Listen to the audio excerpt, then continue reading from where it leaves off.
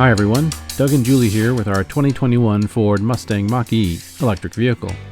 November 30th, 2025 marks the 4-year anniversary of owning our Mach-E, so in this video I wanted to give you an update. If you haven't already, check out episodes 8, 13, and 17 for our 1, 2, and 3-year updates. Year 1 brought us a lot of EV learning. In Year 2, we were really getting the hang of living an EV life and loving it. Year 3 brought us supercharger access and a wonderfully easy road trip. In this video, we'll focus on what's been happening here in Year 4, which, spoiler alert, isn't much. If you're new to the Mach-E files, here's a brief summary. Julie and I had been EV curious for quite some time and finally decided to pull the trigger in 2021. We test drove a number of EVs, although in mid-2021 there still weren't a lot of options for top-spec models. The Mach-E stood out as the best. It had excellent EV specs and the crossover utility package we were looking for. We also liked the Mustang styling, and it even had a bit of a premium feel, albeit also with a bit of a premium price. The Mach-E replaced our 2012 Subaru Impreza, and effectively took place of a new Subaru Forester we would have bought if we hadn't gone the EV route.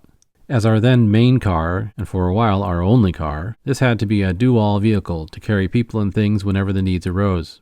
And that is exactly what the Mach-E has been doing.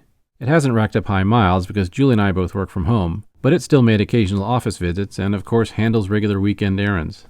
What may surprise many is about half of the miles have come from day trips and road trips, including multiple 650-plus mile trips from Portland to Northern California. And what about Year 4? Well, we didn't get a long road trip in. We made a number of long-distance trips this year, but they were done through the air. The longest trips in the Mach-E were out to the coast, as we like to do. Still, the Mach-E has been performing beautifully and continues to be trouble-free.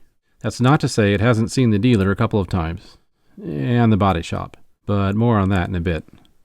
If you've watched our other annual updates, you'll know we've been concerned about the health of the 12-volt battery for a little while now. As so many elements in modern cars are controlled by electronics, a dead 12-volt can cause significant problems in any EV, and the Mach-E is no different. In Year 3, we had it tested and were told it was fine, but I'm a believer in preventative maintenance and we've always taken good care of our cars. Our Mach-E has been one of the most reliable and trouble-free cars we've ever owned, and we wanted to keep it that way. So, before traveling for the 4th of July weekend, we decided to have it replaced by our local dealer. I braced for a high bill, but we were in and out in the morning and only charged about $180, bringing our 4-year total cost for service and maintenance to just a little over $200. Ironically, or maybe coincidentally, Ford issued a recall for certain 2021 to 2025 Mach-E's to address a potential 12-volt battery issue that could cause the electronic door locks to remain locked after the 12-volt battery discharges. The solution was a software update for the powertrain control module and the secondary onboard diagnostic control module C. Yeah, I'm not 100% sure what those are either. The bonus of this update is better monitoring of the 12-volt battery, including a warning on the app when the voltage gets too low. Software updates can be done over the air, but the dealers wanted owners to come in to make sure this one was done thoroughly and completely. Here again, it didn't even take us a full day. We were in and out of the dealership before mid-morning. But what kept our Mach-E in the shop for a long time was no fault of the car's. It was entirely mine. While returning from one of our weekend errands, I was backing into the garage and not paying attention, and I rolled over the tire blocks secured to the floor that tell us when we're in the right position. The backside block is extra tall, and if you go over it, the car can lurch backwards. In this case, right into our workbench. Shit. Other than the massive embarrassment and subsequent self-loathing for days, the damage actually didn't look that bad. Initially, I even thought I would pay for it myself, but after a $7,000 repair quote, I had to turn it over to our insurance. And that meeting wasn't embarrassing at all. But, in the middle of September, we dropped off the car at the body shop. They suggested the car could be done in 11 working days, but had to fight the insurance company a couple of times to get the right parts. So a full month later, mid-October, we finally got our car back. To their credit, the work was well done and shows no worse for wear.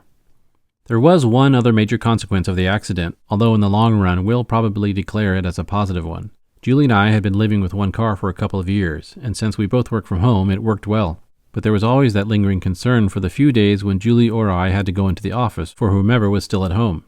Or for whomever had the car, what if something happened to them while they were out? How would the other person get to them? We're pretty safe and overall in good health, but we were starting to feel we were gambling a bit too much with the one-car scenario.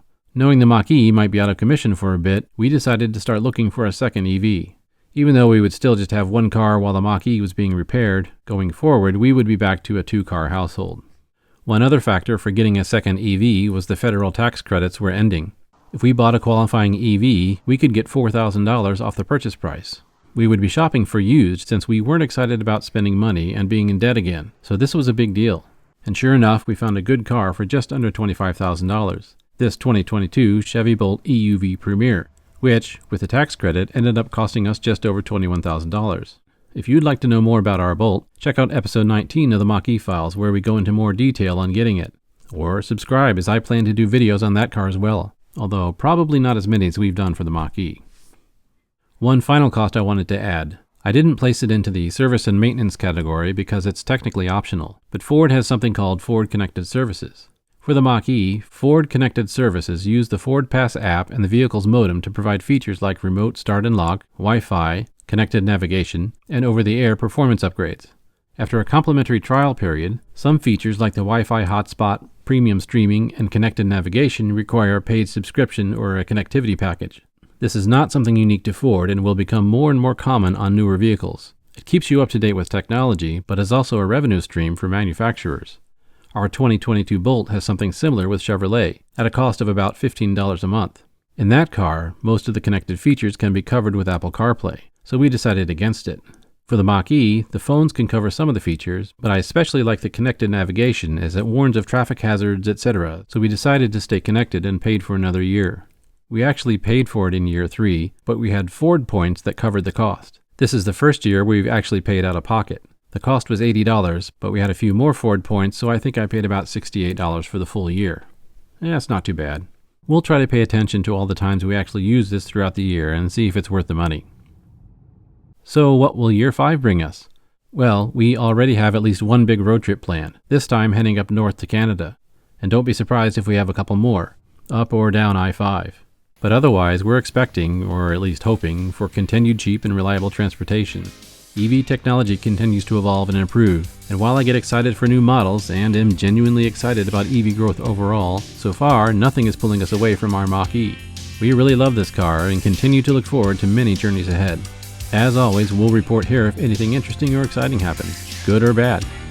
But until then, happy motoring!